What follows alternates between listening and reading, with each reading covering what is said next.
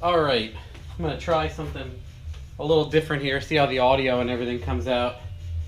I have this whiteboard they were throwing out at work, and I'm gonna do an update real quick. What we're gonna do is we're gonna do a video. Everyone likes the questions and answers video with my buddy Cameron Powers, who owns The Law. If you don't know about that, it's a Crown Vic. It's like a 03 Crown Vic. We'll say 03 Vic, and he had a 5.3 with twin. He put eBay turbos, obviously that's how we roll.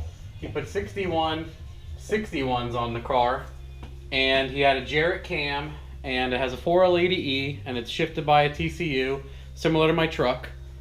Everything's pretty much, close to the same. He has MS3X instead, but anyway, on roughly 20 pounds, 18 pounds of boost, he went high nines. A couple times, I think he bested his best record and ended up hurting the motor. We're not sure totally what broke it, but it had like some black rod bearings and everything else. So we're assuming it was an oil starvation issue, not totally sure. He's rebuilding it again with a 6-liter, and he's going to come up here over the holidays, and we're going to dyno the car, put it on the dyno. Actually, he's from Tennessee, so he's coming up here to mess around in the dyno. We're going to play with the combo, maybe even swap the turbos on the dyno. The other person we're having, so that's my buddy Cameron. I don't even know if you can see this marker. I have all used shit over here. It's all junk. Anyway, that's the 03 Crown Vic, 5.3, twin 6161s. He has an air-to-water A2W intercooler, which isn't my favorite thing, but he makes it work. He has great success with it. And that's a 4L80E, blah, blah, blah, blah, blah. And my other buddy, we're finally doing Mark Friederich. I always say Friederich, and that's not how you say his name, and I think everybody says Friederich now, but it's Friederich? Friederich? I'd have to ask him, but it's spelled different. Anyway, we will digress. He was originally the guy with the white notch. That's my buddy Mark. So he built the white notch with the 400 in it. We went from a 76 millimeter to a billet 80, and then upgraded that to a billet S44, newest one that Jose had made at the time. That's the car with like the home built TH400. Mark built the motor. We slammed it together. That's how I met Mark. Basically, he bought that car and it had Mega Squirt, and nobody he knew how to really mess with it, and everyone was like, get involved with Matt, blah blah blah. Long story short, that car ended up going 830s pretty religiously on pump fuel. 830 at 160, 164, in that range, very consistently. Wawa pump gas and methanol, incredible. That was an awesome combo. That car went 780s at 176 on race gas. I think we could have gone 7s on pump fuel, but obviously there was no, at that point we didn't really want to push it. Everything was working really good. We were like, fuck that, don't want to break anything.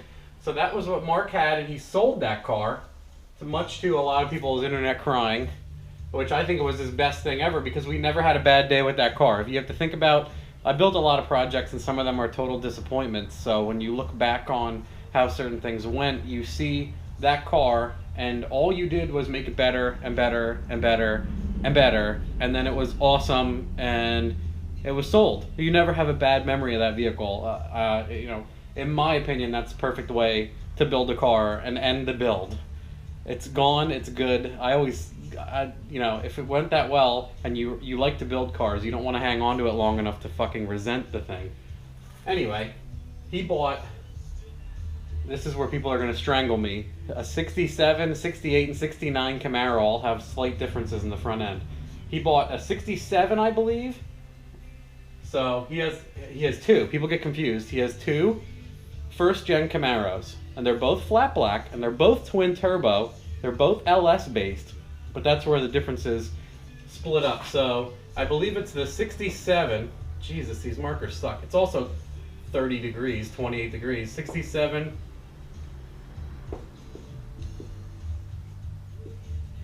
Now this is a precursor to, we're going to do a sloppy radio show video, obviously, with Cameron and Mark. So what I want you to do is, I'm explaining everybody, and they're going to be in the video, so if you have specific questions about Mark's builds or Cameron's builds, or you can ask them and we can get to your questions. The 67 Camaro street car, and then he has the 69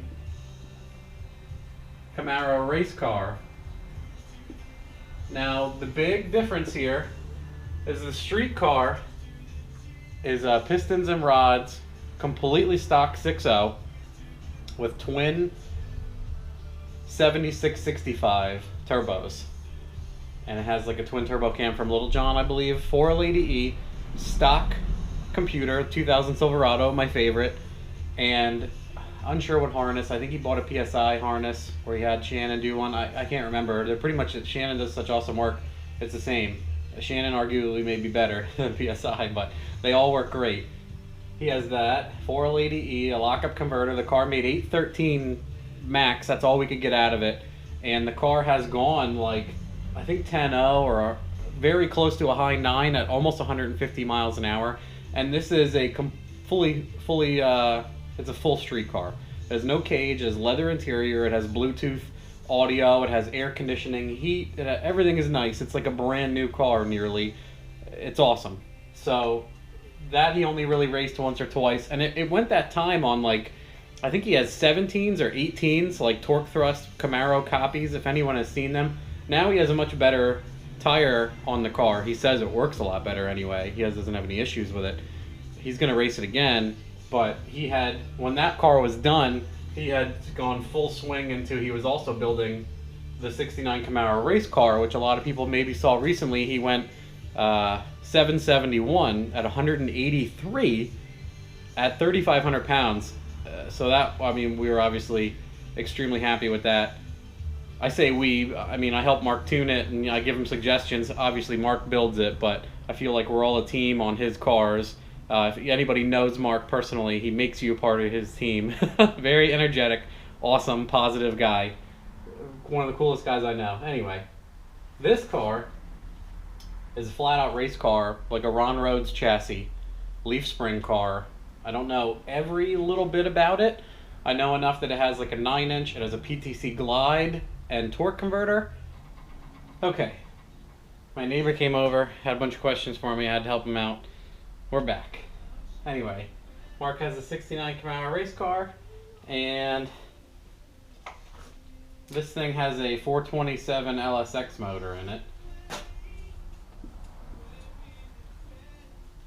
So it has the LSX motor with the 6-bolt heads, trick flow heads, stock LS3 intake manifold, Chinese throttle body because LS3 has electronic throttle. We put a cable throttle on it, like a $95 eBay jobber. And that car has air-to-air intercoolers. It has stock 03 Z06 Corvette manifolds because they exit in the center and it was easier to hoop them up to put the turbo and the engine bay where they are. Maybe I'll throw some pictures, like overlays of the race car in the engine bay. If you search for it or look for it at all, you'll see it. Fairly easy to see. It has eBay injectors. They're not really eBays, they're Bosch 210 pounders. We decided to give those a whirl. Mark bought those and they have been working out amazingly actually. We're using about 60% of the injector, going 183 miles an hour in a 3,500 pound car on gasoline, like C16 fuel. And I think for Mark is sick of spending $1 million on C16, we're gonna see how far. I think we can make like 1,100 horsepower on ethanol. So he could still go like low 8s or 840s very easily on $2.60 a gallon E85. So we're going to look into that for spring. That's a neat little update tip on that. This car has twin billet 76 ETR HO awesomeness turbos from Jose at Forced Inductions. I think they are billet 76 version 3 and they are 87 or 92 turbine. It's right around there. I believe they're 87s. I can't remember honestly. It's close.